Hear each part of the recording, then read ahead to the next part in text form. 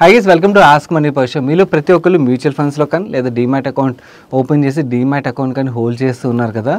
మీకు యాక్చువల్లీ ఈరోజు ask money per షోలో క్వశ్చన్స్లోకి వెళ్ళే ముందు ఒక ఇంపార్టెంట్ డేటాని అయితే మీ అందరికీ షేర్ చేయాలి. ఎందుకంటే సెబీ ఈ వారంలోనే ఒక సర్క్యులర్ అయితే రిలీజ్ చేసింది. 10 పేజెస్ సర్క్యులర్ ఇది ఇప్పుడు మీకు నా ముందు స్క్రీన్ మీద కనబడుతుంది కదా. ఈ 10 పేజెస్ సర్క్యులర్ మనకు అవసరం లేదు. దాంట్లో కొన్ని ఇంపార్టెంట్ పాయింట్స్ ఏవైతే ఉన్నాయో ప్రతి ఒక్క మ్యూచువల్ ఫండ్ అండ్ అలాగే డీమ్యాట్ అకౌంట్ హోల్డర్ ఎవరైతే ఉంటారో వాళ్ళు తప్పకుండా తెలుసుకోవాలి. ఫస్ట్ థింగ్, ఇప్పుడున్న రూల్స్ ప్రకారం లెట్సే ఒక పర్సన్ చనిపోయిన తర్వాత నామినీ క్లెయిమ్ చేసుకుంటారు, ఇవన్నీ మనకు తెలుసు. కానీ ఆ పర్సన్కి ఏదైనా రిస్క్ జరిగి లెట్సే పర్మనెంట్గా డిజేబుల్ అయిపోయారు అనుకుందాం. నువ్వు పర్మనెంట్గా డిజేబుల్ అయిపోయి బతుకున్నారు. ఆ టైంలో ఆ ఇన్వెస్ట్మెంట్ ఏదైతే ఉన్నదో ఆ డబ్బులు అవసరం ఉన్నాయి. అవసరం ఉంటే క్లెయిమ్ చేయగలరా అంటే క్లెయిమ్ చేసే వెసులుబాటు లేదు కదా, నామినీ క్లెయిమ్ చేయలేరు. సో ఇప్పుడు సెబీ ఏం రిలాక్సేషన్ తీసుకొచ్చిందంటే ఒకవేళ పర్సన్ ఆ ట్రాన్సాక్షన్ చేయలేని ఇన్క్యాపబుల్ సిచ్యువేషన్లో ఉన్నట్టయితే నామినీ ఆ డబ్బులు క్లెయిమ్ చేసుకునే వెసులుబాటు వీళ్ళు తీసుకొచ్చారు. అది ఎలా అంటే నామినీ ఆ మేజర్ అకౌంట్ హోల్డర్ ఇన్క్యాపబుల్ అయిపోయారని చెప్పి మ్యూచువల్ ఫండ్ కంపెనీ కానీ లేదా బ్రోకర్ కానీ అప్రోచ్ అయినప్పుడు ఆ కంపెనీ యొక్క రిప్రజెంటేటివ్ ఎవరైతే ఉంటారో వాళ్ళు విజిట్ చేసి ఆ అకౌంట్ హోల్డర్ యొక్క థంబ్ ఇంప్రెషన్ తీసుకుని ఆ నామినీ ఎంతవరకు ఆ డబ్బుల్ని యాక్సెస్ చేయగలరు, ఇలాంటి కండిషన్స్ అన్నీ కూడా తీసుకోగలరు. కాకపోతే అకౌంట్స్ బ్యాంక్ అకౌంట్లు ఇవన్నీ చేంజ్ చేయడానికి అయితే అవ్వదు. అలాంటి చేంజెస్ చేయకుండా అకౌంట్ని ఆపరేట్ అయితే చేయగలుగుతారు అన్నమాట. ఈ వెసులుబాటు అయితే కల్పించారు. దిస్ ఈజ్ రియలీ అప్రిషియేటబుల్ అన్నమాట. ఇదొకటి. సెకండ్ థింగ్ ఏంటంటే మీరు ఒకవేళ మ్యూచువల్ ఫండ్ కానీ డీమ్యాట్ అకౌంట్ కానీ జాయింట్ అకౌంట్ రూపంలో హోల్డ్ చేస్తున్నారు అనుకోండి. ఇంతకు ముందు ఏంటంటే let's say for example one of the account holder చనిపోయారు అనుకోండి, అదర్ అకౌంట్ హోల్డర్ ఆ అకౌంట్ని అంటే సింగిల్ అకౌంట్ కింద కన్వర్ట్ చేయాలనుకోండి, చాలా డాక్యుమెంట్స్ సబ్మిట్ చేయాల్సి వచ్చేది. సో ఇది ఒక ప్రాసెస్ ఉండేది. ఈ ప్రాసెస్ని చాలా సింప్లిఫై చేస్తారు. ఇప్పుడు సెబీ ఏం చెప్తుందంటే ఓన్లీ అదర్ అకౌంట్ హోల్డర్కి డెత్ సర్టిఫికేట్ సబ్మిట్ చేస్తే చాలు. అప్లికేషన్ ఫామ్ ఏదైనా ఉంటే ఆ ఫామ్ ఫిల్ చేయాలి, అంతే. ఆటోమేటిక్గా ఆ అకౌంట్కి other surviving joint account holder ఎవరైతే ఉంటారో వాళ్ళు ఓనర్ అయిపోతారు అన్నమాట, ట్రస్టీ కాదు. సో హ్యాపీగా ఆ పర్సన్ అకౌంట్ అయితే యూజ్ చేసుకోవచ్చు. So this is another appreciable thing SEBI తీసుకొచ్చింది. ఇది మాత్రమే కాకుండా నామినేషన్లోనే ఇక ముందు నుంచి ఇంతవరకు యాక్చువల్లీ 1 or 2 ఆప్షన్స్ అయితే ఉండి నామినీస్ పెట్టడానికి. ఐ థింక్ మ్యూచువల్ ఫండ్ అప్లికేషన్స్లో మనం చూసినట్టయితే 3-4 నామినేషన్ ఆప్షన్స్ అయితే ఉంటాయి. బట్ ఆన్లైన్లో చాలా వరకు మనకి ఒక్క ఆప్షనే కనబడుతూ ఉంటుంది. సెబీ కొత్త చేంజ్ ఏం తీసుకొచ్చిందంటే మనం 10 మంది వరకు నామినీస్ అయితే ఇవ్వచ్చని ఆప్షన్ అయితే తీసుకొచ్చారు. ఈ 10 మందిని నామినీ కింద ఇచ్చారనుకోండి, ఆ 10 మందిలోని let's say for example main person చనిపోయినట్టయితే నామినీస్లో ఒక పర్సన్ వెళ్ళి క్లెయిమ్ చేసుకున్నాడు అనుకోండి, ఆ పర్సన్ మొత్తం డబ్బులు క్లెయిమ్ చేసుకుని వెసులుబాటు లేదు. ఆ పర్సన్ ఎంతవరకు క్లెయిమ్ చేసుకోగలరు? 10 మంది నామినీస్కి ఈచ్ నామినీకి ఎంతైతే పర్సంటేజ్ ఎలొకేషన్ మనం ఫిల్ చేయాల్సి ఉంటుంది ఆ పర్సంటేజ్ ఇస్తాం, అంతవరకే అతను క్లెయిమ్ చేసుకోగలడు. మిగిలిన డబ్బులన్నీ అకౌంట్లో అలాగే ఉంటాయి. సో మిగిలిన నామినీస్ వెళ్ళి వాళ్ళ షేర్ ఏదైతుందో దాన్ని క్లెయిమ్ చేసుకునే వరకు ఆ డబ్బులు అలాగే ఉంటాయి అన్నమాట. ఈ రూల్ వల్ల ఏంటంటే ఎవరైతే నామినీస్ ఉన్నారో ప్రతి ఒక్కళ్ళు వాళ్ళ షేర్ని వాళ్ళు క్లెయిమ్ చేసుకోవాల్సి ఉంటుంది. అప్పుడే వాళ్ళ డబ్బుల్ని అయితే తీసుకోగలుగుతారన్నమాట. సెకండ్ ఇంకొకటి ఏంటంటే నామినీ ఇవ్వాలా ఇవ్వకూడదా అన్న ఆప్షన్ ఏదైతే ఉన్నదో అది ఎప్పటి నుంచి ఉన్నది ఆప్ట్ ఇన్ ఆప్ట్ అవుట్ అంటారన్నమాట. ఈ ఆప్టిన్ అంటే నామినీని మనం ఇవ్వాలని చెప్పి ఇప్పుడు March 1 నుంచి ఈ రూల్స్ అయితే ఇంప్లిమెంట్ చేయనున్నారు. బోత్ ఫిజికల్ అండ్ అలాగే ఆన్లైన్లో కూడా ఇంప్లిమెంటేషన్ అయితే జరగనున్నది. సో మనం ఆప్టిన్ నామినీని చేసుకున్నాం అనుకోండి, అప్పుడు నామినీ యాక్చువల్లీ ఇంతకుముందు పేరు అండ్ పర్సంటేజ్ ఎంత ఎలొకేషన్ మనం నామినీకి ఇస్తున్నామని సబ్మిట్ చేసి రిలేషన్ గురించి రాస్తే సరిపోయేది. బట్ ఇప్పుడు ఆ నామినీ ఏదర్ మనకి పాన్ నెంబర్ కానీ లేదా ఆధార్ లాస్ట్ 4 digits కానీ లేదా డ్రైవింగ్ లైసెన్స్ నెంబర్ కానీ మనం ఖచ్చితంగా సబ్మిట్ చేయాల్సి ఉన్నది. అండ్ అలాగే కాంటాక్ట్ డీటెయిల్స్ కూడా సబ్మిట్ చేయాలి. ఇవి మ్యాండేటరీ అయితే చేశారు. సో March 1 నుంచి మీరు ఒకవేళ ఏదైనా కొత్తగా మ్యూచువల్ ఫండ్లో ఇన్వెస్ట్ చేస్తున్నట్టయితే మీరు ఈ డీటెయిల్స్ సబ్మిట్ చేయకుండా మీరు ఇన్వెస్ట్ చేస్తే మీ ఇన్వెస్ట్మెంట్ రిజెక్ట్ అయ్యే రిస్క్ కూడా ఉంటుంది. కాబట్టి మీ అకౌంట్లోని ఈ డీటెయిల్స్ అని తప్పకుండా అప్డేట్ చేసుకోండి. ఒకవేళ ఆన్లైన్లో ఎవరైతే ఆపరేట్ చేస్తున్నారో వాళ్ళందరూ, ఒకవేళ ఆఫ్లైన్లో మీరు ఆపరేట్ చేస్తున్నట్టయితే మీరు కొత్తగా ఫామ్ ఫిల్ చేసి సబ్మిట్ చేసేటట్టయితే March 1 తర్వాత మీకు న్యూ ఫామ్స్ అయితే వస్తే న్యూ ఫామ్స్ని అయితే యూజ్ చేసుకోండి. లేదా ఒక అడెండమ్ ఫామ్ని, ఇలాంటి సిచ్యువేషన్స్ ఏంటంటే ఒక ఎడిషనల్ ఫామ్ అటాచ్ చేస్తుంటారు మ్యూచువల్ ఫండ్ కంపెనీస్. ఆ ఎడిషనల్ ఫామ్ని కూడా తీసుకుని అక్కడ నామినేషన్ రిలేటెడ్గా మీరు క్లియర్గా ఇన్ఫర్మేషన్ షేర్ చేసినట్టయితే సరిపోతుంది. సో ఈ రూల్స్ అయితే మనం ఫాలో అవ్వాల్సి ఉంటుంది. And this is really good. ఎందుకంటే దీనివల్ల చాలా వరకు మనకి హర్డిల్స్ ఏవైతే అవన్నింటినీ సెబీ కూడా క్లియర్ చేయడానికి ప్రయత్నించడానికి మనకు అర్థమవుతుంది. మిగిలిన ఇంకా ఈ 10 పేజెస్లో మనకి ఎంటైర్ సర్క్యులర్లో సర్క్యులర్లో ఇంకా చాలా డీటెయిల్స్ ఉంటాయి. ఒకవేళ ఎవరైనా ఫుల్ డీటెయిల్స్ చదవాలనుకున్నట్టయితే మీకు ఈ సర్క్యులర్ని మన టెలిగ్రామ్ ఛానల్లో ఈ వీడియో రిలీజ్ చేయకముందే షేర్ చేసి ఉంటాను. మీరు అక్కడికి వెళ్ళి డౌన్లోడ్ చేసుకుని చదవడానికి అయితే ప్రయత్నించండి. అండ్ ఈ information me friends and family కూడా చాలా తప్పకుండా ఇంపార్టెంట్ తెలుసుకోవాల్సిన విషయం కాబట్టి వాళ్ళకి ఏదర్ వీడియోని షేర్ చేయడం ద్వారా కానీ లేకపోతే మీరే ఇన్ఫర్మేషన్ వాళ్ళకి పాస్ చేయడం ద్వారా కానీ లేదా ఈ చిన్న ముక్క వీడియో ఏదైతే ఉందో ఫుల్ వీడియో షేర్ చెప్పినా కూడా ఈ క్లిప్ని కూడా మీరు షేర్ చేయొచ్చు. ఆ క్లిప్ని షేర్ చేయడం ద్వారా కానీ తప్పకుండా షేర్ చేయడానికి అయితే ప్రయత్నించండి. ఎందుకంటే అందరికీ తెలియాల్సిన ఇన్ఫర్మేషన్ అయితే ఇది. నా వీడియోలో ఫర్దర్ డీటెయిల్స్లోకి వెళ్ళే ముందు ఈ వీడియోలో షేర్ చేసిన ఇన్ఫర్మేషన్ మీకు హెల్ప్ఫుల్ అవుతున్నట్టు అనిపించినట్టయితే వీడియోని తప్పకుండా లైక్ చేయడం అయితే మర్చిపోకండి. అండ్ అలాగే మీకు కూడా ఏదైనా క్వశ్చన్ ఉండి మమ్మల్ని అడగాలనిపించినట్టయితే మన మిగిలిన వ్యూవర్స్ ఎలాగైతే #AskMoneyPerson రాసి వాళ్ళు క్వశ్చన్ రాస్తున్నారు, మీరు అలా రాసి మీ క్వశ్చన్స్ రాసినట్టయితే మీ క్వశ్చన్స్ మాకు రీచ్ అవుతాయి. మన నెక్స్ట్ క్వశ్చన్ నాగేష్ గారు అడుగుతున్నారు. ఆయన 2 క్వశ్చన్స్ పంపించారు. ఒకటి జాగిల్ ప్రీపెయిడ్ గురించి అడుగుతున్నారు, ఇంకోటి కోటక్ ఫ్లెక్సీ క్యాప్. ఇది చాలా ఫేమస్ ఫండ్, ఈ ఫండ్ రిలేటెడ్గా అడుగుతున్నారు. ఒకటి జాగిల్ ప్రీపెయిడ్ గురించి ముందుగా మాట్లాడుకోవాలంటే వాట్ ఏ జర్నీ ఈ స్టాక్నే. ఐపీఓగా వచ్చినప్పుడు 164 రూపీస్కి ఐపీఓగా వచ్చింది. యాక్చువల్లీ ఎవరు పెద్దగా ఇంట్రెస్ట్ చూపించబోయేసరికి నెగిటివ్లో లిస్ట్ అయింది. నెగిటివ్లో లిస్ట్ అయిన కంపెనీ వితిన్ 1.5 ఇయర్ అవ్వకుండానే 164 రూపీస్ ఐపీఓ ప్రైస్ నుంచి ఇప్పుడు 525 రూపీస్ గ్రో అయిందంటే షేర్ హోల్డర్స్కి సాలిడ్ వెల్త్ అయితే క్రియేట్ చేసింది. ఈ కంపెనీ రిలేటెడ్గా ఒక విషయం అంటే ఈ కంపెనీని రెగ్యులర్గా ఫాలో ఉన్న వాళ్ళకి ఐడియా ఉండకపోవచ్చు, బట్ మీరు స్క్రీనర్లోని ఈ కంపెనీని ఫాలో కొట్టారనుకోండి మీకు ఎవ్రీ వీక్ ఆర్ 10 రోజులు వారం 10 రోజులు మీకు ఒక కొత్త క్లయింట్ యాడ్ చేసినట్టుగా వీళ్ళు ఎక్స్చేంజ్ ఫైలింగ్ రిలీజ్ చేస్తూనే ఉంటారు. ప్రతి వారం ఏదో క్లయింట్ యాడ్ అవుతూనే ఉంటారు. సో అంత అగ్రెసివ్గా వీళ్ళు క్లయింట్స్ని అయితే యాడ్ చేసుకుంటూ వెళ్తున్నారు. ఇంతలో వీళ్ళు క్లయింట్స్ని యాడ్ చేయడానికి రీజన్ ఏంటంటే వీళ్ళు ఆఫర్ చేసే ప్రోడక్ట్ ఏదైతే ఉన్నదో ఆ ప్రోడక్ట్ ప్రతి కంపెనీకి అవసరమే. అదెలా అంటారా, మీలో చాలామంది కార్పొరేట్ కంపెనీస్లో వర్క్ చేస్తూ ఉంటారు కదా. లేటెస్ట్గా ఐటీ కంపెనీలో వర్క్ చేస్తున్న వాళ్ళకి సిస్టమ్స్ అయితే వస్తున్నాయి. వెరాజ్ ప్రీవియస్గా ఒక 10, 15, 20 ఇయర్స్ నుంచి కార్పొరేట్ కంపెనీలో వర్క్ చేసిన వాళ్ళకి ఈ ప్రాబ్లమ్స్ అయితే ఐడియా ఉంటాయి. మీరు ఏమైనా ఎక్స్పెన్స్లు అయ్యాయి అనుకోండి, ఆ ఎక్స్పెన్స్లు రీఎంబర్స్ చేసుకోవాలంటే నేను కార్పొరేట్ కంపెనీలో వర్క్ చేసినప్పుడు నాకు ఎలాంటి ప్రాసెస్ ఉండేదంటే నేను ఆ బిల్స్ ఏవైతే ఉంటే ఆ బిల్స్ మొత్తం దాచి ఉంచాలి. దాచిన తర్వాత ఒక రీఎంబర్స్మెంట్ ఫామ్ ఉంటుంది. ఆ ఫామ్ ఫిల్ చేసి ఆ బిల్స్ అన్నిటిని పిన్ చేసి కొరియర్ చేయాల్సి ఉంటుంది నా హెచ్ఆర్కి.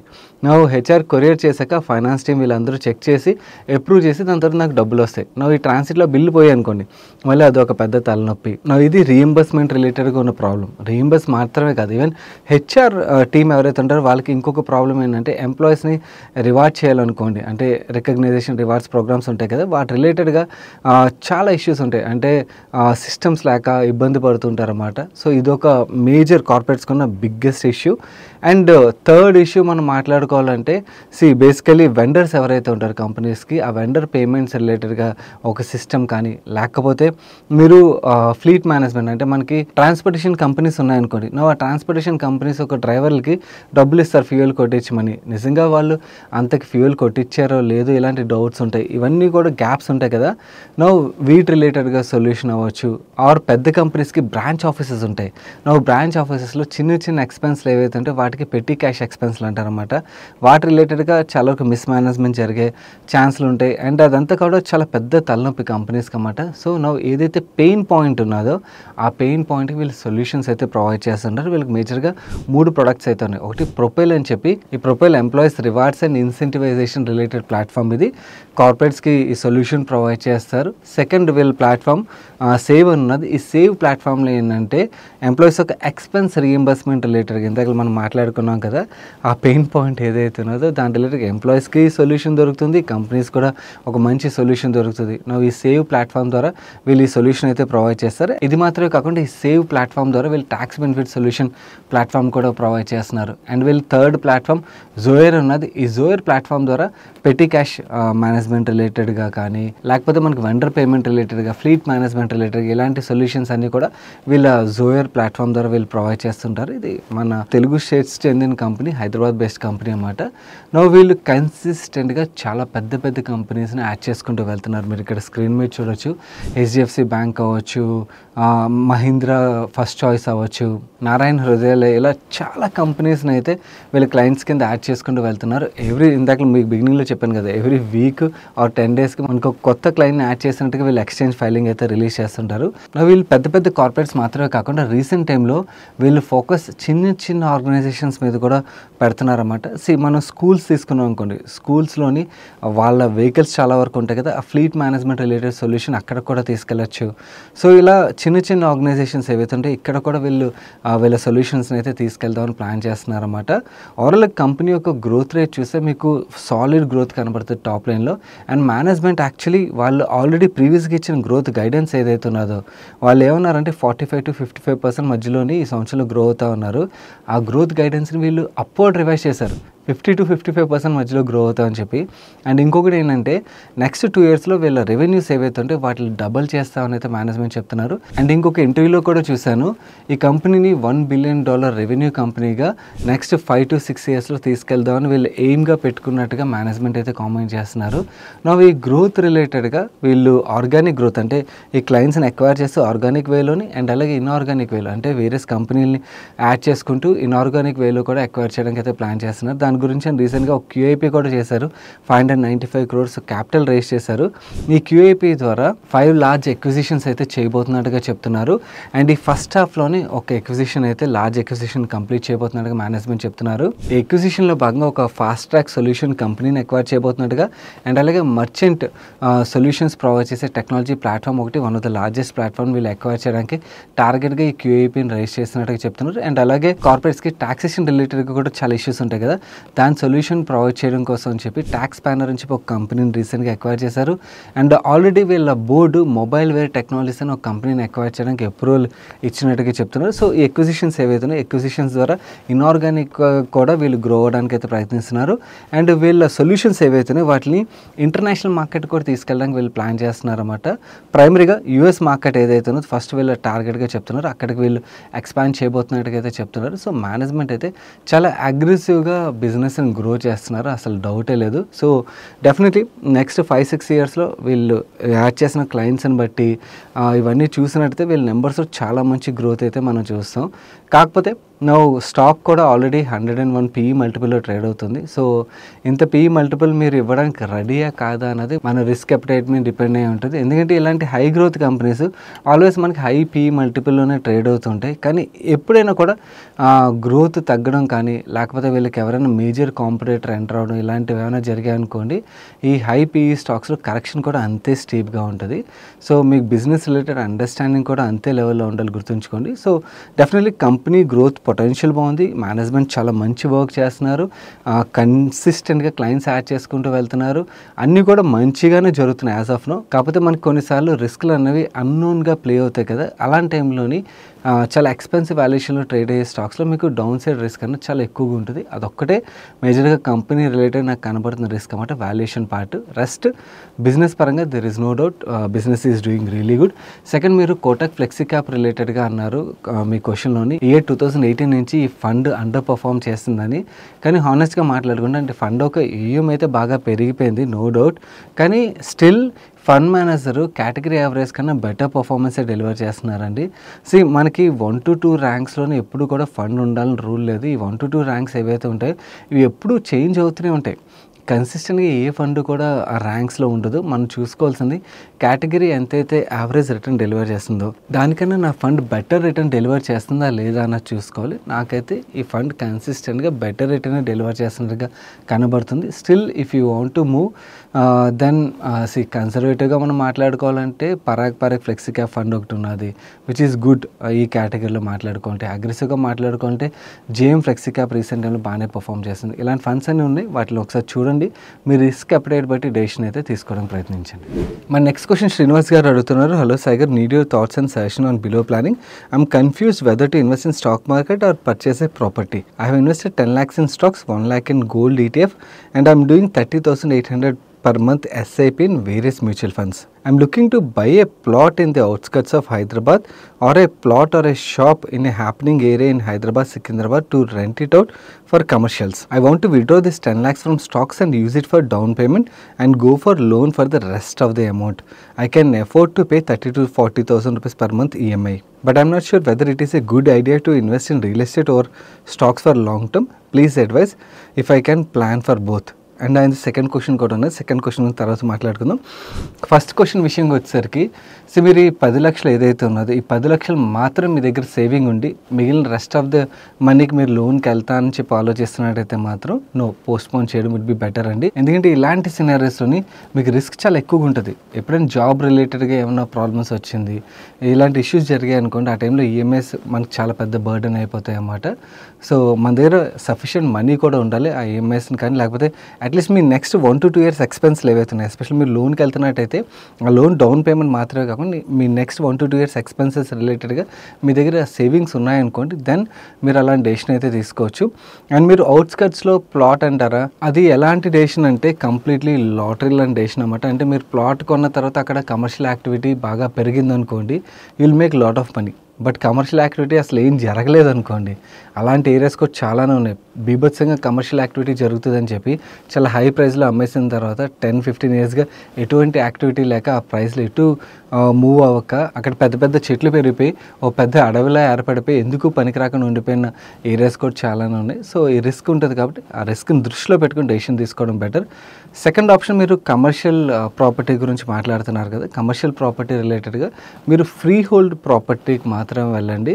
చాలామంది అంటే ఫ్రీ హోల్డ్ లేకుండా రెంటల్ ఈల్డ్ ఇస్తామని చెప్పి వేరే మీకు ఆఫర్లు అయితే మార్కెట్లో తిరుగుతున్నాయి. అలాంటి ప్రాపర్టీస్కి వెళ్ళడం అన్నది ఎప్పుడు రిస్క్. అలా కాకుండా ఫ్రీ హోల్డ్ ఉన్న ప్రాపర్టీ అంటే మీరు ఎవరికి కావాలంటే వాళ్ళకి రెంట్కి ఇవ్వగలిగి మీకు యాక్సెస్ ఉండి, లేదా మీరు కన్జ్యూమ్ చేయాలని మీకు యాక్సెస్ ఉండే ప్రాపర్టీస్ ఏవైతే ఉంటే అలాంటి ప్రాపర్టీస్ పర్చేస్ చేసినట్టయితే మీరు అవుట్స్కట్స్లో కాకుండా కమర్షియల్ ప్రాపర్టీ ఎప్పుడు కూడా మీకు సిటీలో హ్యాపెనింగ్ ఏరియాలో ఉన్నట్టయితే మీకు మంచి రెంటల్ ఈల్డ్ అయితే వర్కౌట్ అవుతుంది. కాకపోతే అలాంటి మంచి కమర్షియల్ ప్రాపర్టీ దొరకడం కూడా చాలా కష్టం అండి, అంత ఈజీ కాదు. మీకు రెసిడెన్షియల్ ప్రాపర్టీలు దొరికేస్తాయి కుప్పలు తెప్పలుగా, కానీ కమర్షియల్ ప్రాపర్టీస్ అది కూడా మంచి ఏరియాలోని మంచి డిమాండ్ ఉన్న, అంటే మీరు రెంట్కి కొన్న తర్వాత రెంట్కి ఇవ్వాలంటే వెంటనే వెళ్ళిపోయి ఏరియాస్ ఏవైతే ఉంటాయో అక్కడ మీకు దొరకడం చాలా టఫ్ అన్నమాట. అంత ఈజీగా చాలామంది బిల్డర్స్ ఎవరైతే ఉంటారో వాళ్ళ దగ్గరే ఉంచేసుకుంటారు అలాంటి ప్రాపర్టీస్ అన్నీ కూడా. అలాంటి ప్రాపర్టీ మీకు దొరికితే definitely you can look in to it, that is good option. కాకపోతే అగైన్ మీరు స్టాక్ మార్కెట్తో కంపేర్ చేసి చూడొద్దు, రెండు డిఫరెంట్ ఇన్స్ట్రుమెంట్స్ అన్నమాట. మన దగ్గర అన్ని రకాల అసెట్ క్లాస్లో ఉండాలి, మనం వెసెస్ అని ఎప్పుడు డెసిషన్ తీసుకోలేం. సో స్టాక్ మార్కెట్ ఎలాంటి ఇన్స్ట్రుమెంట్ అంటే మీకు చాలా మంచి వెల్త్ క్రియేట్ చేయడం మాత్రమే కాకుండా మీకు లిక్విడిటీస్, మీరు ఇలాంటి డెసిషన్ తీసుకోవాలంటే మీరు ఫస్ట్ ఎక్కడ చూస్తున్నారు, అక్కడ డబ్బులు విత్డ్రా చేయగలరు కాబట్టి అక్కడ చూస్తున్నారు. అదే మీ దగ్గర ఆల్రెడీ ల్యాండ్ ఉన్నదనుకోండి, నేను ఆ ల్యాండ్ అమ్మేసి ఇలా కొందామని ఆలోచించగలరా? ఎందుకంటే మీరు ఆ ల్యాండ్ అమ్మాలంటే బయర్ దొరకడం కష్టం కదా. సో మీకు స్టాక్ మార్కెట్ వెల్త్ క్రియేషన్ మాత్రమే కాకుండా లాంగ్ టర్మ్లో మంచి లిక్విడిటీ కూడా ఇచ్చే బెస్ట్ ఇన్వెస్ట్మెంట్ ఆప్షన్ అన్నమాట. సో మనం ఎప్పుడు వెసెస్ అని చూడకూడదు, మన దగ్గర ప్రతి అసెట్ క్లాస్ ఉండాలి.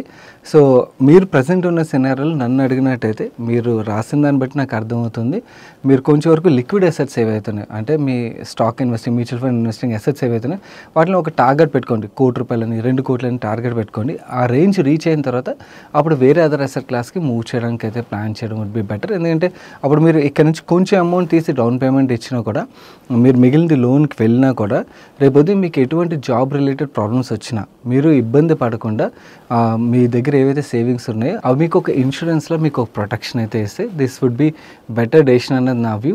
కమింగ్ టు మీ సెకండ్ క్వశ్చన్ విషయంకి వచ్చేసరికి, I want to invest 10,000 to 20,000 rupees one time in crypto and leave it for long term. Please advise if crypto can be considered, and if yes, please advise which platform. నేనైతే personally I stay away from crypto. The reason is it's not about only అంటే ఇది unregulated product అని మాత్రమే కాదు, ఇక్కడ చాలా illegal activities అయితే జరుగుతున్నాయి. ఆ ఇల్లీగల్ యాక్టివిటీస్ వల్ల డైరెక్ట్గా మనం ప్రాబ్లం పడకపోవచ్చు, కానీ చాలామంది ప్రాబ్లంలో పడే ఆస్కారం అయితే క్లియర్లీ ఉన్నది. రీసెంట్గా నేను తెలంగాణ సైబర్ సెక్యూరిటీ కమిషనర్ శిఖా గోయల్ గారు ఎవరైతే ఉన్నారో ఆవిడతోని 2 మీటింగ్స్ అయ్యాయి నాకు ఇంటరాక్షన్స్లోని. సో 2 మీటింగ్స్లో నాకు క్లియర్లీ అర్థమవుతుంది ఎన్ని ఇల్లీగల్ యాక్టివిటీ ఎండ్ రూట్ డబ్బులు మూవ్ అయ్యేది క్రిప్టోలోకి. ఆ ఇల్లీగల్ యాక్టివిటీస్ ఏదర్ మనకి టెర్రరిజం రిలేటెడ్ యాక్టివిటీ అవ్వచ్చు, లేకపోతే హ్యూమన్ ట్రాఫికింగ్ అవ్వచ్చు, లేకపోతే రీసెంట్ టైంలోని సైబర్ క్రైమ్స్ ఏవైతే జరుగుతున్నాయో అంటే మనకి డిజిటల్ అరెస్ట్ అని, లేకపోతే వేరే అదర్ సైబర్ క్రైమ్స్ జరుగుతున్నాయి కదా. స్టాక్ మార్కెట్ రిలేటెడ్గా కూడా వేరే ఫేక్ యాప్లు క్రియేట్ చేసి స్కామ్స్ చేస్తున్నారు కదా. ప్రతి దానికి అంటే స్కామ్ ఏ విధంగా అయినా స్టార్ట్ అవనండి, అది ఎండ్ డబ్బులు మూవ్ అయ్యేది అన్ని రూట్లు తిరిగి క్రిప్టోలోకి మూవ్ అయ్యి వేరే ఎక్కడికో వెళ్ళిపోతున్నాయి అన్నమాట. సో ఇది ఒక అంటే ఇల్లీగల్ పనులు చేసే వాళ్ళకి ఒక సేఫ్ హెవెన్లా అయితే మారిపోయింది. మనకి మిగిలిన బ్యాంకింగ్ ట్రాన్సాక్షన్స్లో ఉన్నంత వరకు మనీ ఏమవుతుందంటే ఎక్కడో చోట పోలీసులు పట్టుకోగలుగుతారు. వేరేస్ ఇక్కడికి మూవ్ అయిపోయిన తర్వాత పట్టుకోవడం అనేది కష్టం అవుతుంది. అందుకని దొంగలు, టెర్రరిస్టులు వీళ్ళందరూ కూడా దాన్ని వాళ్ళ సేఫెస్ట్ హెవెన్గా అయితే యూజ్ చేసుకున్నారు. నాకు డబ్బులు వస్తాయి కదా అని చెప్పి నేను ఏ పని పెడితే ఆ పని చేయలేను, అండ్ ఎక్కడ పడితే అక్కడ ఇన్వెస్ట్ చేయలేను. ఎథిక్స్ కూడా చాలా ఇంపార్టెంట్. అంటే ఆ డబ్బులు ఎలా వస్తాయి అన్నది కూడా చాలా ఇంపార్టెంట్ అన్నమాట. ఇక్కడ క్లియర్లీ అంటే క్రిప్టో ప్రైజులు పెరుగుతున్నాయి. ఓకే, ప్రైస్ పెరగడం పక్కన పెట్టేస్తే దానివల్ల రేపు ఉదయం అంటే మనం ఏదైతే క్రిప్టోలో ఇన్వెస్ట్ చేసామో ఆ క్రిప్టో బాగా పెరిగి అది ఒక టెర్రరిస్ట్ ఫండింగ్ అయ్యి మనం కాదు మన ఫ్యామిలీ లెట్సే ఎక్కడైనా ఉన్నారు, ఓకే ఏదైనా మాల్లో ఉన్నారు, అక్కడ బాంబు పెట్టాడు అనుకోండి, చెప్పలేం కదా, దానివల్ల కూడా వెళ్ళి ఉండొచ్చు కదా, అలాంటి రిస్కులు కూడా జరిగే ఆస్కారం ఉంటుంది కదా. సో ఇలాంటివన్నీ జరుగుతున్నాయి కాబట్టి I stay away from that product. నేను కూడా పర్సనలీ చాలామందికి హానెస్ట్ అడ్వైస్ ఇది, ఇట్స్ అప్ టు యూ. ఇలాంటి అన్రెగ్యులేటెడ్ ప్రొడక్ట్స్ ఎస్పెషల్లీ ఇల్లీగల్ యాక్టివిటీస్కి ఒక స్ట్రెంగ్త్ కింద మారుతున్న ప్రొడక్ట్స్ ఏవైతే ఉన్నాయో మనం డబ్బులు సంపాదిస్తామని చెప్పి అలాంటి ప్రొడక్ట్స్లో ఇన్వెస్ట్ చేయడం ఎంతవరకు కరెక్టో మీ అంతటి మీరు కూడా ఆలోచించుకోవడానికి ప్రయత్నించండి. వీరు సండే ఫండే సజెషన్ విషయంకి వచ్చేసరికి ఒక ఇంట్రెస్టింగ్ మూవీ గురించి అయితే డిస్కస్ చేస్తాను. అంటే ఎవరు పెద్దగా మాట్లాడలేదు, ఎందుకంటే నోన్ ఫేసెస్ ఏవి లేకపోవడం వల్ల, యాక్టింగ్ సైడ్ కానీ డైరెక్షన్ సైడ్ కానీ నోన్ ఫేసెస్ లేకపోవడం వల్ల ఎవరు ఈ మూవీ గురించి అయితే మాట్లాడలేనట్టున్నారు. కానీ మూవీ అయితే చాలా బాగా తీశారు కొత్త వాళ్ళు. నేను జస్ట్ క్యాజువల్గా మూవీ స్టార్ట్ చేశాను, కొంతసేపు నార్మల్గా వెళ్తుంది, బట్ ఫుల్ మూవీ చూసాక చాలా యూనిక్ మూవీ చూసాన్న ఎక్స్పీరియన్స్ అయితే వచ్చిందన్నమాట. ఈటీవీ విన్లో ఉన్నది రహస్యం ఇదం జగత్ అని చెప్పి, చాలా అన్నోన్ ఫేస్లు ఉంటారు, దానివల్ల మీకు కనెక్ట్ అవ్వడం కొంచెం టైం పట్టచ్చు. కానీ మూవీ అయితే మాత్రం ఫెంటాస్టిక్గా తీశారు. మేబీ వాళ్ళ దగ్గర బడ్జెట్ కూడా చాలా తక్కువ ఉండొచ్చు, ఆ తక్కువ బడ్జెట్లోని వన్ ఆఫ్ ద బెస్ట్ అవుట్పుట్ని అయితే తీసుకొచ్చారని అయితే చెప్పొచ్చు. You can check that movie, worth watching for sure. And అలాగే నేను సాటర్డే రోజు గోల్డ్ స్కీమ్స్ రిలేటెడ్గా ఒక స్కామ్ గురించి అయితే కంప్లీట్ డీటెయిల్స్, ఆ స్కామ్ ఎలా జరిగింది, చాలా ఇంట్రెస్టింగ్ స్కామ్ అది, ఆ స్కామ్లోని ఎవరైనా పడిపోవచ్చు అన్నమాట, అలాంటి స్కామ్ అది, దాని రిలేటెడ్ డీటెయిల్డ్ ఎక్స్ప్లెనేషన్ ఉన్నది. ఒకసారి చూడండి, మీరు చూడడం మాత్రమే కాకుండా మీ ఫ్రెండ్స్ అండ్ ఫ్యామిలీకి కూడా అవేర్నెస్ క్రియేట్ చేయడానికి ప్రయత్నించండి. ఎందుకంటే రేపు ఉదయం ఇలాంటి స్కామ్స్టర్స్ ఇంకా చాలామంది అయితే పుట్టుకొస్తారు, మనల్ని మనం ప్రొటెక్ట్ చేసుకోవడం చాలా ఇంపార్టెంట్. కాబట్టి వీడియో ఒక లింక్ని ఇక్కడ ఐ బటన్లోని అండ్ ఈ వీడియో ఒక ఎండ్ కార్డ్లో ఉంచుతాను. మన నెక్స్ట్ క్వశ్చన్ సందీప్ గారు అడుగుతున్నారు. Hello sir, time to invest in US stocks video చూసి యూఎస్ బేస్డ్ మ్యూచువల్ ఫండ్లో 15% వరకు నా పోర్ట్ఫోలియోలో ఇన్వెస్ట్ చేద్దామని ట్రై చేస్తున్నాను, కానీ మ్యూచువల్ ఫండ్స్ ఇప్పుడు ఇన్వెస్ట్మెంట్ని అలో చేయడం లేదు. అండ్ సేమ్ వే ఈటీఎఫ్లో కూడా ఇన్వెస్ట్ చేయొచ్చా, ఇలా ఇన్వెస్ట్ చేస్తే ఏదైనా రిస్క్ ఉంటుందా? హాయ్ సందీప్ గారు, ఎస్ ఇది ఛాలెంజ్. కాకపోతే ఆల్రెడీ అంటే ఏవైతే మ్యూచువల్ ఫండ్ కంపెనీస్ అన్ని మ్యూచువల్ ఫండ్ కంపెనీస్ యాక్సెప్ట్ చేయట్లేదు అనడం కాదు, కొన్ని యాక్సెప్ట్ చేయట్లేదు, కొన్ని మ్యూచువల్ ఫండ్ కంపెనీస్ అయితే యాక్సెప్ట్ చేస్తున్నాయి. ఏవైతే మ్యూచువల్ ఫండ్ కంపెనీస్ యాక్సెప్ట్ చేస్తున్నాయి వాటిది ఒక ఇమేజ్ కూడా మనం తయారు చేసి టీం మొత్తం కలిపి తయారు చేసి మన టెలిగ్రామ్ వాట్సాప్ ఛానల్లో షేర్ చేస్తున్నట్టున్నాం. ఆల్రెడీ మీకు టెలిగ్రామ్ ఛానల్లోకి వెళ్ళి వెతకడం అంటే కష్టం అవుతుంది, డైలీ చాలా పోస్టులు ఉంటాయి. కాబట్టి మన వాట్సాప్ ఛానల్ ఏదైతే ఉందో దాంట్లోకి వెళ్ళి మీరు సెర్చ్ చేస్తే మీకు దొరికేస్తుంది.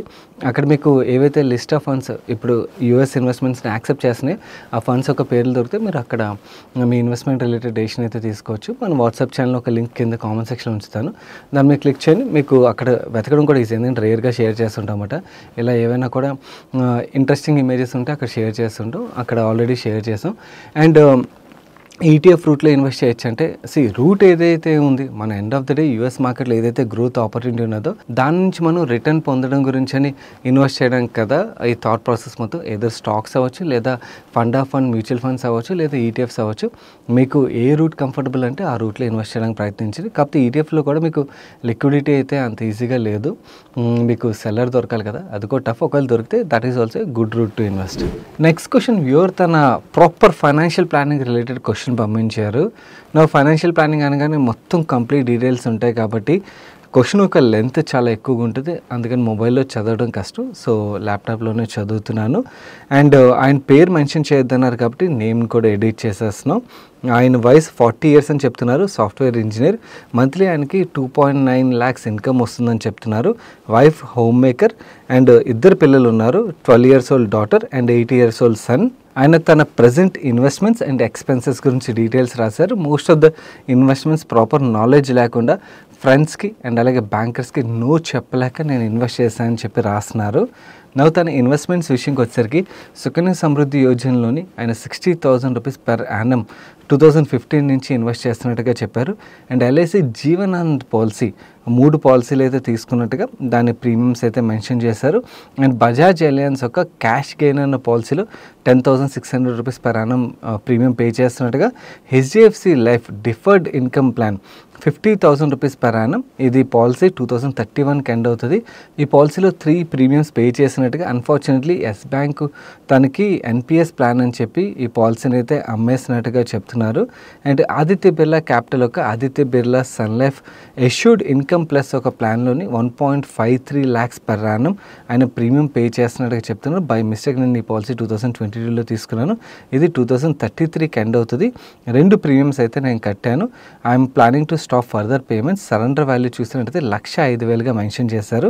అండ్ సర్వైవల్ బెనిఫిట్స్ విషయంకి వచ్చేసరికి 1,86,000 రూపాయలు ఎవ్రీ ఇయర్ 2035 నుంచి 20 years పాటు వస్తుందని చెప్పి after 20 years return benefit 18 lakhs వస్తుందని చెప్తున్నారు. ఈ పాలసీని నేను ప్రైవేట్ బ్యాంక్లో లాకర్ తీసుకున్నాను, ఆ లాకర్ కోసం నా చేత ఈ ఇన్సూరెన్స్ పాలసీ అయితే పే చేయించినట్టుగా చెప్తున్నారు. అయ్యో, మొత్తం మార్కెట్ మొత్తం ఇలాంటివి జరుగుతుంటాయండి. మిస్ సెల్లింగ్, ఫోర్స్ సెల్లింగ్, పాపం చాలామంది తెలుసో తెలియకో ఇలా జంక్ ప్రోడక్ట్లు అయితే స్టక్ అయిపోతుంటారు. ఈ ఫోర్స్ అంటే టార్గెట్స్ కోసం సెల్ చేసే దానివల్ల.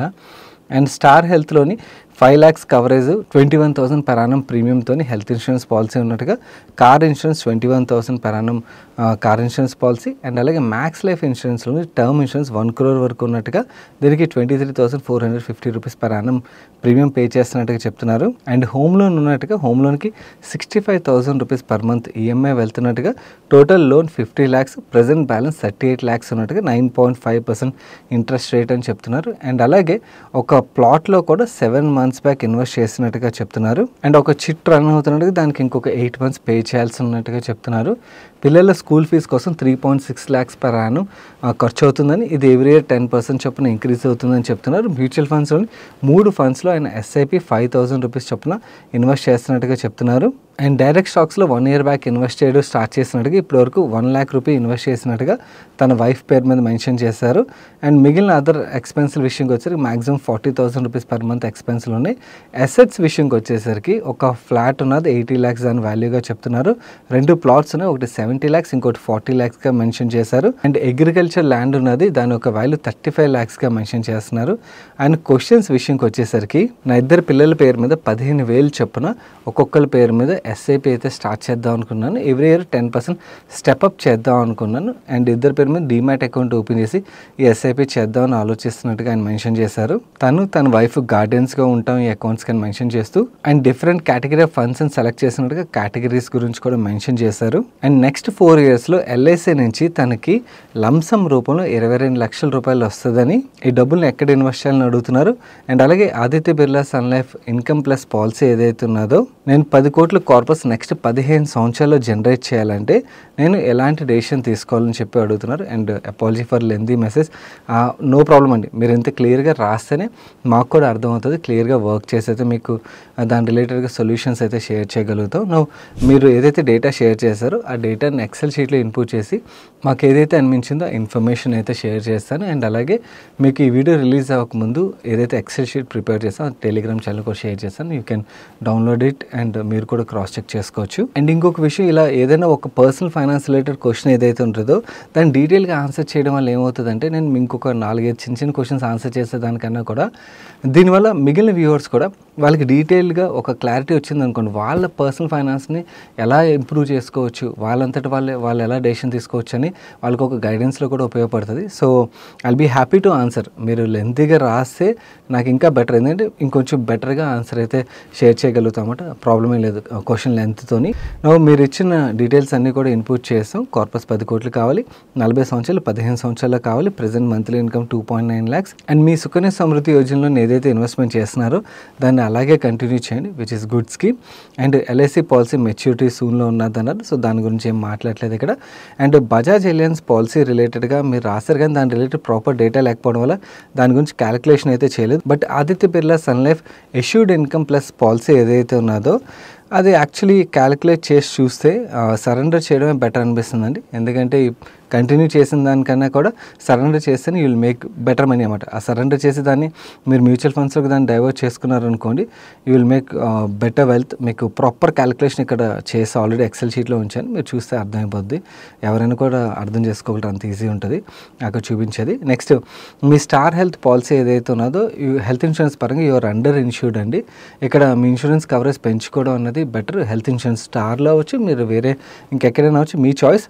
బట్ మీ హెల్త్ ఇన్సూరెన్స్ కవరేజ్ని అయితే పెంచుకోవాలి. మీ ఇన్కమ్ ఎక్స్పెన్స్ అన్నిటి ఆధారంగా చూసినట్టయితే ఈవెన్ మీ టర్మ్ ఇన్సూరెన్స్ యొక్క కవరేజ్ కూడా యువర్ అండర్ ఇన్సూర్డ్ అన్నమాట. మీరు సమ్ ఇన్సూర్డ్ పెంచుకోవాలి. సో ఉన్న పాలసీలో పెంచలేరు కాబట్టి కొత్త పాలసీ అయితే తీసుకోండి. కొత్త పాలసీ తీసుకున్నప్పుడు పాత పాలసీ రిలేటెడ్ డీటెయిల్స్ కూడా షేర్ చేయండి. నెక్స్ట్ మీరు హెచ్డిఎఫ్సి రిలేటెడ్ పాలసీ పేరు అయితే మెన్షన్ చేశారో ఆ పాలసీ రిలేటెడ్ మాకు డీటెయిల్స్ దొరకలేదు. ఒకవేళ అది యూలిప్ పాలసీ అయినట్టయితే మీరు డెట్లో మనీ ఉన్నట్టయితే ఈక్విటీలోకి స్విచ్ చేయడానికి ప్రయత్నించండి. సో ఈ పాలసీ రిలేటెడ్ డీటెయిల్స్ దొరకలేదు కాబట్టి దాని క్యాలిక్యులేషన్ అయితే చేయలేకపోతున్నాను. అండ్ కమింగ్ టు మీ ఓవరాల్గా ఇన్వెస్ట్మెంట్స్ విషయంకి వచ్చేసరికి మీ 20,000 రూపాయల ఎస్ఐపి ఏదైతే ఉన్నదో అది ఇంకొక 15 years ఇలాగే కంటిన్యూ చేస్తే 12% రిటర్న్ ఎక్స్పెక్ట్ చేసాం అనుకోండి, మీకు అప్రాక్సిమేట్లీ 95 lakhs ఈ ఇన్వెస్ట్మెంట్ నుంచి కార్పస్ అయితే క్రియేట్ అవుతుంది. అండ్ అలాగే మీరు ఇప్పుడు ₹1,00,000 లంసమ్ ఇన్వెస్ట్ చేసి అన్నారు, దాని యొక్క వాల్యూ అప్రాక్సిమేట్లీ 5 లక్షల రూపాయలు అయితే అవుతుంది. అండ్ స్టాక్స్లో 1 లక్ష ఉన్నది, దాని వాల్యూ కూడా ఒక 5 lakhs అవుతుంది. అండ్ అడిషనల్గా ఇంకొక 10,000 రూపాయలు ఎస్ఐపి చేస్తా అన్నారు, దాని వాల్యూ అరౌండ్ 47 lakhs అయితే అవుతుంది. అండ్ ఎల్ఐసి నుంచి ఏదైతే 22 లక్షల రూపాయలు లంసమ్ నెక్స్ట్ 4 years తర్వాత వస్తుంది అన్నారో దాన్ని అప్పుడు మీరు ఇన్వెస్ట్మెంట్కి డైవర్ట్ చేశారనుకోండి ఈక్విటీస్లోకి, అక్కడి నుంచి ఒక 76 lakhs కార్పస్ అయితే క్రియేట్ చేయగలుగుతారు. అండ్ పిల్లల పేరు మీద ఏదైతే ఒక్కొక్కరి పేరు మీద 15,000 చొప్పున మీరు ఎస్ఐపి స్టార్ట్ చేయాలనుకున్నారు అండ్ 10% స్టెప్అప్ చేస్తా అన్నారు కదా, ఆ ఇన్వెస్ట్మెంట్ యాక్చువల్ మీకు 15 years తర్వాత అప్రాక్సిమేట్లీ 2,45 lakhs అయితే అవుతుంది. అండ్ ఈ Aditya Birla sun life insurance policy ఏదైతే ఉన్నదో అది సరెండర్ చేసి మనం ఇన్వెస్ట్మెంట్కి డైవర్ట్ చేసినట్టయితే అక్కడి నుంచి ఒక 55 లక్షలు అయితే క్రియేట్ అవుతుంది. సో ఈ ఇన్వెస్ట్మెంట్స్ నుంచి మీకు అరౌండ్ 5,31 lakhs కార్పస్ అయితే క్రియేట్ అవుతుంది. Coming to your real estate investments, me flat ఏదైతే ఉన్నదో దాని యొక్క వాల్యూ నేను 7% గ్రోత్ తీసుకున్నాను, గ్రోత్ వేరీ అవుతుంటుంది బట్ ఓకే 7% బట్టి చూసినట్టయితే అప్రాక్సిమేట్లీ 2,20 lakhs అయితే అవుతుంది. అండ్ మీ ప్లాట్స్ ఏవైతున్నాయో దానికి నేను 10% గ్రోత్ తీసుకున్నాను, అక్కడ నుంచి మీకు 4,59 lakhs కార్పస్ అయితే క్రియేట్ అవుతుంది. అండ్ అగ్రికల్చర్ ల్యాండ్ ఏదైతే ఉన్నదో ఇక్కడ 8% గ్రోత్ రేట్ తీసుకున్నాను, దీన్ని బట్టి అప్రాక్సిమేట్లీ 1,11 lakhs అయితే కార్పస్ అవ్వచ్చు. సో ఓవరాల్గా మీ real estate part of the portfolio ఏదైతే ఉన్నదో ఇక్కడ నుంచి మీకు 7,91 lakhs కార్పస్ అయితే క్రియేట్ అవ్వచ్చు. కాకపోతే ఈ ఫ్లాట్ ఏదైతే ఉన్నదో దీని యొక్క వాల్యూని నేను నెట్వర్త్లో తీసుకోవట్లేదు, ఎందుకంటే దాన్ని మీరు కన్జ్యూమ్ చేస్తారు, అమ్మరు అని అనుకున్నాను, ఎందుకంటే ఒక ఇల్లు అయితే ఉండాలి కాబట్టి. అండ్ అలాగే మీ పిల్లల రిలేటెడ్ ఇన్వెస్ట్మెంట్ ఏదైతే ఉన్నదో మీ 10 crores పిల్లల కార్పస్ కూడా ఇంక్లూడ్ చేసి మీరు అడిగారా, లేకపోతే ఓన్లీ మీ రిటైర్మెంట్ కోసం అడిగారు అన్నది నాకు క్లారిటీ లేదు. సో ఓన్లీ రిటైర్మెంట్ గురించి అనుకున్నట్టయితే నేను ఈ 2,45 lakhsని ఎక్స్క్లూడ్ చేస్తున్నాను. ఎక్స్క్లూడ్ చేసినట్టయితే ఏదైతే గ్యాప్ క్రియేట్ అవుతుందో నా పర్సనల్ క్యాలిక్యులేషన్స్ బట్టి మీకు ఈవెన్ మీ ఇన్కమ్ అండ్ మీ ఎక్స్పెన్స్లు అన్నీ తీయగా మీకు కొంచెం కార్పస్ అయితే మిగులుతుంది. ఏదైతే మంత్లీ ఎడిషనల్ డబ్బులు ఉన్నాయో దాన్ని మీరు ఎస్ఐపి రూట్లోకి మూవ్ చేయగలిగినట్టయితే మీ గోల్ అయితే కంఫర్టబుల్లీ అచీవ్ చేయగలుగుతారండి.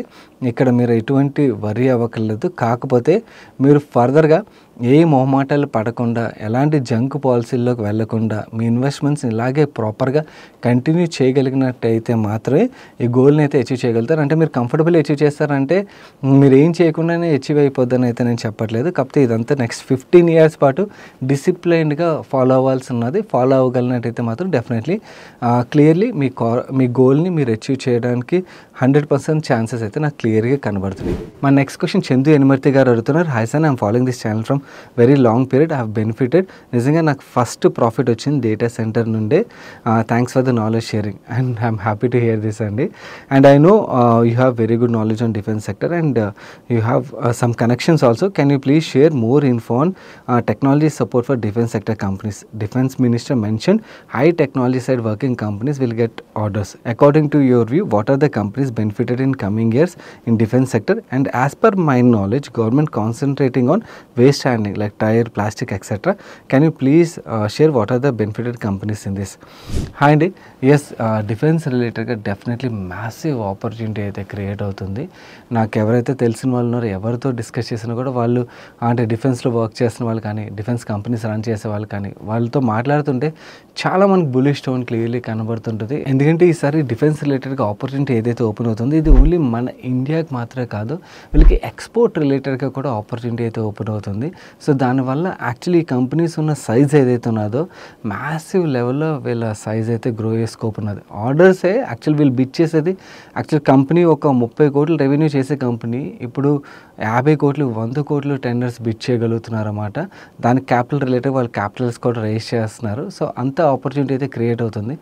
ఇది నేను చిన్న సైజ్ కంపెనీల గురించి మాట్లాడుతున్నాను. పెద్ద పెద్ద కంపెనీస్కి అయితే ఇంకా మ్యాసివ్ ఆపర్చునిటీ అయితే క్రియేట్ అవుతుంది. అండ్ ఇన్ఫ్యాక్ట్ మనకి ఆల్రెడీ లిస్టెడ్ కంపెనీస్ మాత్రమే కాకుండా అన్లిస్టెడ్ సైడ్ కూడా డిఫెన్స్ రిలేటెడ్ టెక్నాలజీ మీద చాలా వర్క్ అయితే నడుస్తున్నది. మనకి లిస్టెడ్ సైడ్లో మాట్లాడుకుంటే ఫస్ట్ పిఎస్యు కంపెనీ గురించి మాట్లాడుకుందాం. భారత్ ఎలక్ట్రానిక్స్ ఏదైతే ఉన్నదో వాళ్ళు డిఫెన్స్ అడ్వాన్స్ టెక్నాలజీ మీద అయితే వర్క్ చేస్తుంటారు. Very good company. And private companies విషయంకి వచ్చేసరికి జెన్ టెక్నాలజీస్ మీకు గుర్తుందా, ప్లాంట్ విజిట్ వీడియో చేసాం వెళ్ళి. అప్పట్లో 200 రూపాయల దగ్గర ఉండేది, ఇప్పుడు 2000కి వచ్చేసింది స్టాక్ అయితే. కొంచెం వాల్యుయేషన్స్ పరంగా ఎక్స్పెన్సివ్ అయిపోయినా కూడా డిఫెన్స్ టెక్నాలజీ ఇన్నోవేషన్ మీద అయితే మాత్రం జెన్ అయితే బాగా వర్క్ చేస్తుంది. అండ్ మీకు డేటా ప్యాటర్న్స్ అనే ఒక కంపెనీ ఉంటుంది. అండ్ యాక్సెస్ కేట్స్ నేను పర్సనలీ హోల్డ్ చేస్తాను, చాలాసార్లు డిస్క్లోజ్ చేశాను. యాక్సెస్ కేట్స్ కూడా డిఫెన్స్ రిలేటెడ్గా అడ్వాన్స్ టెక్నాలజీ వీళ్ళు మిస్ట్రాల్ అనే కంపెనీని అక్వైర్ చేశారు. దాని ద్వారా వీళ్ళకి డిఫెన్స్ టెక్ రిలేటెడ్గా యాక్సెస్ దొరికింది. అక్కడ వీళ్ళు బాగా అగ్రెసివ్గా వర్క్ చేస్తున్నారు. అండ్ ఆస్ట్రా మైక్రోవేవ్ ఈ కంపెనీ గురించి విన్నారు. వీళ్ళ దగ్గర చాలా మంచి ప్రొడక్ట్స్ ఉంటాయి. స్టడీ చేయని వాళ్ళు చదవడానికి ప్రయత్నించండి. ఓన్లీ కన్సర్న్ నాకు ఈ కంపెనీ రిలేటెడ్గా ఏంటంటే ప్రమోటర్ స్టేక్ చాలా తక్కువగా ఉంటుంది. అండ్ ప్రమోటర్స్ చాలా ఏజ్డ్ పీపుల్. కానీ ఆస్ట్రా అంటే మనకి డిఫెన్స్లోని ఎవరితో మాట్లాడినా కూడా ఆస్ట్రా అనగానే ఫెంటాస్టిక్ కంపెనీ అని మాట్లాడుతుంటారు అనమాట డిఫెన్స్ సర్కిల్స్లోని. Very good company. And last week మనం మాట్లాడుకున్నాం ఎవెంటెల్ గురించి. ఎవెంటెల్ కూడా డిఫెన్స్ కమ్యూనికేషన్ రిలేటెడ్గా వేరియస్ ప్రొడక్ట్స్ అయితే వాళ్ళు సప్లై చేస్తారు. అండ్ రీసెంట్ టైంలో నేను అబ్జర్వ్ చేశాను, పారస్ డిఫెన్స్ అని చెప్పి మీలో చాలామంది గుర్తుండొచ్చు. ఐపీఓగా వచ్చిన తర్వాత చాలా మ్యాసివ్గా స్టాక్ పెరిగి దాని తర్వాత కరెక్ట్ అయిపోయి అలా ఉండిపోయింది ఈ స్టాక్ అన్నమాట. కానీ రీసెంట్ టైంలో వీళ్ళ దగ్గర నుంచి చాలా మంచి ఎక్స్చేంజ్ ఫైలింగ్స్ అయితే కనబడుతున్నాయి. అండ్ C2C అడ్వాన్స్ సిస్టమ్స్ అని చెప్పి SMEలో లిస్ట్ అయిన కంపెనీ ఇది. ఈ కంపెనీ కూడా డిఫెన్స్ ఇన్నోవేషన్ మీద వర్క్ చేస్తుంది. DCX సిస్టమ్స్ అని చెప్పి ఒక కంపెనీ ఉన్నది. ఇవి మాత్రమే కాకుండా మీకు యాక్చువల్లీ మెయిన్ బోర్డ్లోని అండ్ అలాగే SMEలోని డిఫెన్స్ రిలేటెడ్గా మీకు చాలా IPOs అయితే రానున్నాయి. ఇన్ఫ్యాక్ట్ IPO టైంలో మీకు కొన్ని కంపెనీస్ మంచి వాల్యుయేషన్ కూడా దొరికే ఆస్కారం కూడా ఉన్నది. సో డెఫినెట్లీ ఈ స్పేస్లోని మనం we can make really good return. 1 year కాదు, నెక్స్ట్ 1 decade వరకు చాలా మంచి రిటర్న్స్ అయితే సంపాదిస్తాం. సో ఈ స్పేస్లో మనం ఎప్పటికప్పుడు రీసెర్చ్ చేయగలిగినట్టయితే ఎవరైతే కొత్త టెక్నాలజీ మీద వర్క్ చేస్తూ అంటే అడ్వాన్స్ స్టేజెస్కి వస్తున్నారో అలాంటి కంపెనీస్కి చాలా మంచి ఆర్డర్స్ అయితే వస్తాయి. అండ్ ఆల్రెడీ అన్ని కంపెనీస్కి మంచి ఆపర్చునిటీ అయితే ఉన్నది. సో ప్రతి కంపెనీ గ్రో అయ్యే స్కోప్ ఉన్నది. ఎవరి దగ్గర అయితే అడ్వాన్స్ టెక్నాలజీ ఉంటుందో వాళ్ళు ఇంకా ఎక్కువగా గ్రో అయ్యే స్కోప్ అయితే డెఫినెట్లీ ఉంటుంది. మనకి ఎక్స్క్లూజివ్ డిఫెన్స్ కాకుండా డిఫెన్స్ వాళ్ళకి వన్ ఆఫ్ ది సబ్సిడీ కంపెనీగా ఉన్న కంపెనీస్ కూడా ఉన్నాయి. మనకి భారత్ ఫోర్జ్ ఉన్నది. ఆర్టిలరీ గన్స్ రిలేటెడ్గా వీళ్ళు అండ్ అలాగే టాటా డిఫెన్స్ ఏదైతే ఉన్నదో వాళ్ళిద్దరికి మాత్రం ఆర్డర్స్ రానున్నాయి. సో ఇలా మనకి అంటే డిఫెన్స్ సబ్సిడీస్ ఉన్న కంపెనీస్ కూడా ఉన్నాయి.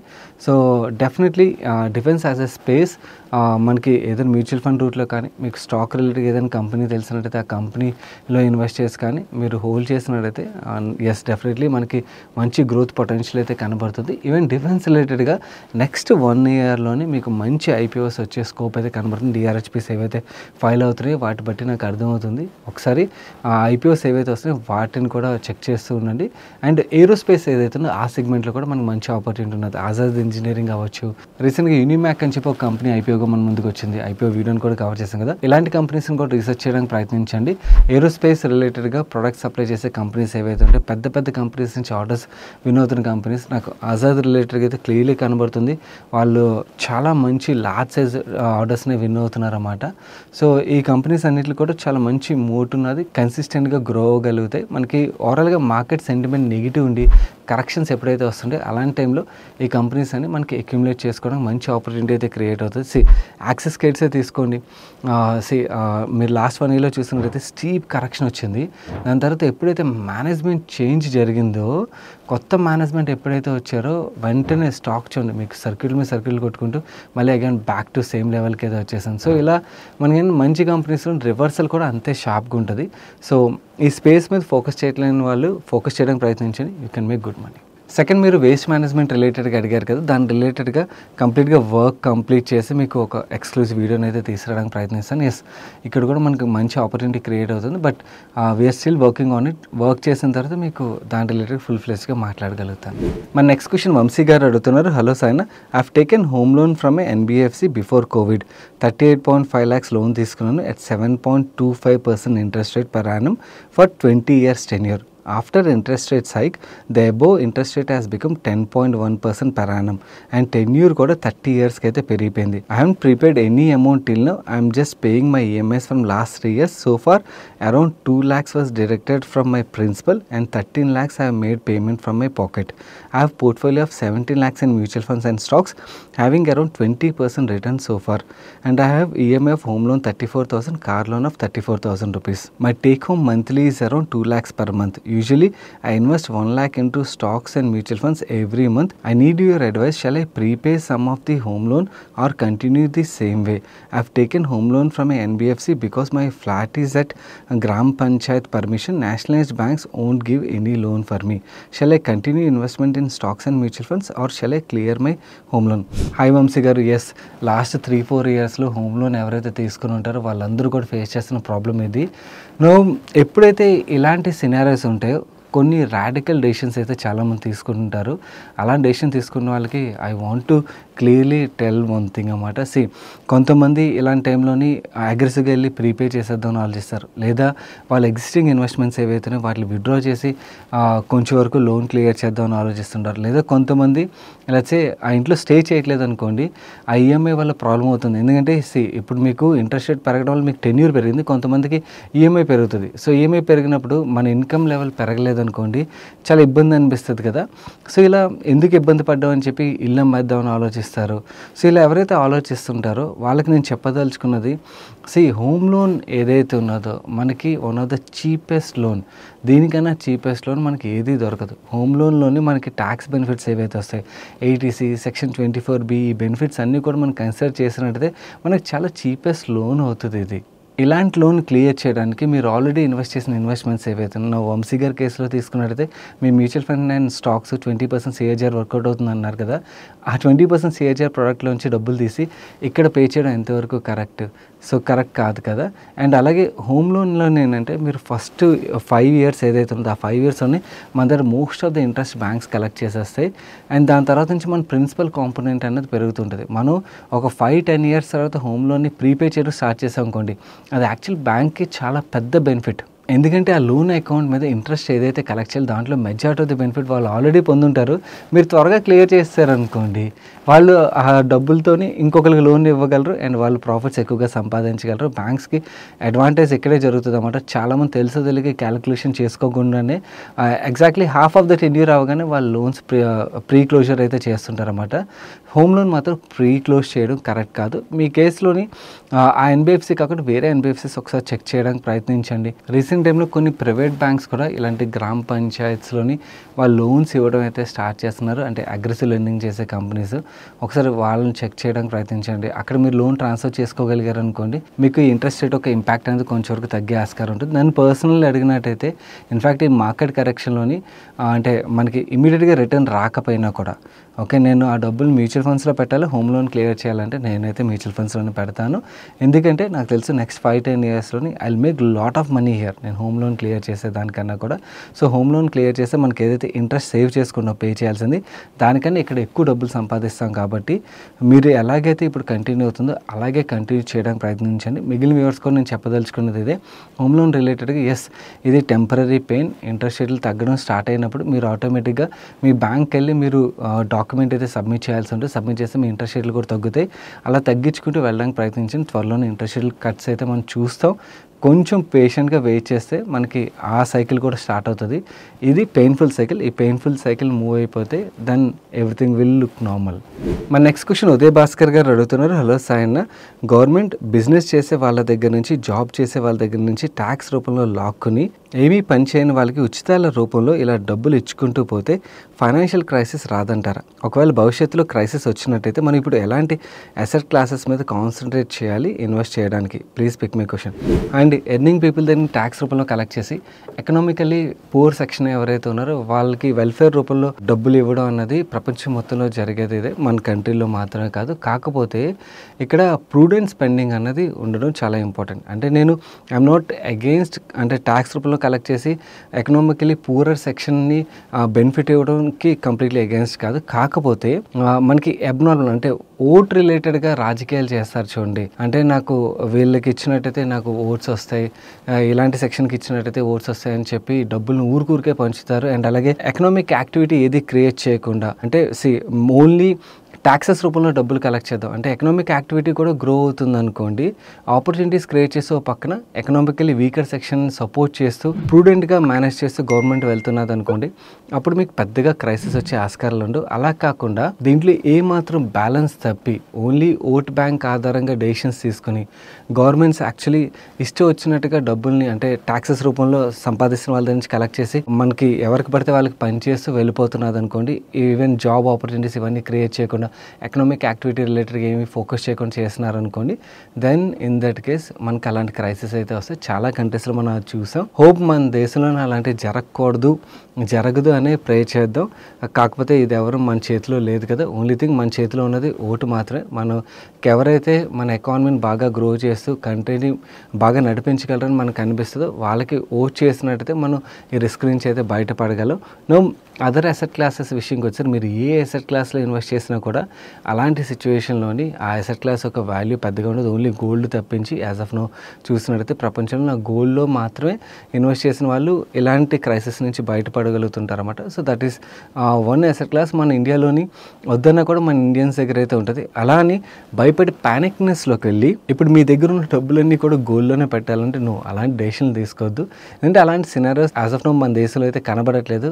మీకు అలాంటి సినారియో కనబడుతుంది అనుకోండి, అలాంటి టైంలో జాగ్రత్త పడడం బెటర్. కానీ యాజ్ ఆఫ్ నో అయితే మన దేశంలో అలాంటి సినారియో కనబడట్లేదు కాబట్టి మీరు వరీ అవ్వకుండా మీ ఇన్వెస్ట్మెంట్స్ ఏవైతే వాటిని అలాగే కంటిన్యూ చేయడం బెటర్. కానీ మీ ఓటు హక్కు ఏదైతే ఉన్నదో దాన్ని రైట్ వేలో ఉపయోగించుకున్నట్టయితే మనం ఇలాంటి క్రైసిస్లోకి వెళ్ళకుండా మనల్ని మనం ప్రొటెక్ట్ చేసుకోగలుగుతాం. మన నెక్స్ట్ క్వశ్చన్ రమేష్ బాబు గారు అడుగుతున్నారు, డాలర్ టాగ్రో షేర్ గురించి చెప్పండి. హాయ్ అండి, వీళ్ళు ఎల్గో ట్రేడింగ్ రిలేటెడ్గా సర్వీసెస్ అయితే ప్రొవైడ్ చేస్తారు. మీరు ఒకటి అయితే గుర్తుంచుకోవాలి, మీకు ట్రేడింగ్ రిలేటెడ్గా వాల్యూమ్స్ అయితే సబ్స్టాన్షియలీ పడుతున్నాయి. మీరు ఎన్ఎస్సి వాల్యూమ్ డేటాని డైలీ మనుషులు చందు ఆల్రెడీ కవర్ చేశాడు, మీరు చెక్ చేశారు లేదో నాకు తెలియదు. సో ఆ వాల్యూమ్స్ పడితే ఆటోమేటిక్గా మీకు ట్రేడింగ్ రిలేటెడ్గా రెవెన్యూ సంపాదించిన కంపెనీస్ యొక్క నెంబర్స్లో కూడా మనకు ఆ ఇంపాక్ట్ అయితే కనపడుతుంది. సెబీ తీసుకొచ్చిన ఏవైతే రెస్ట్రిక్షన్స్ ఉన్నాయో డెఫినెట్లీ చాలామంది చిన్న ఇన్వెస్టర్లను అయితే ప్రొటెక్ట్ చేస్తున్నాయి. ఎందుకంటే చాలామంది తెలుసో తెలియకో సోషల్ మీడియాలోని కోట్లు సంపాదించామని చెప్పి ఏవైతే పోస్టులు అవి చూసి అప్పులు చేసి మరీ F&O ట్రేడింగ్, కరెన్సీ ట్రేడింగ్ వీటి వైపు అయితే అడుగులు వేసేస్తున్నారు.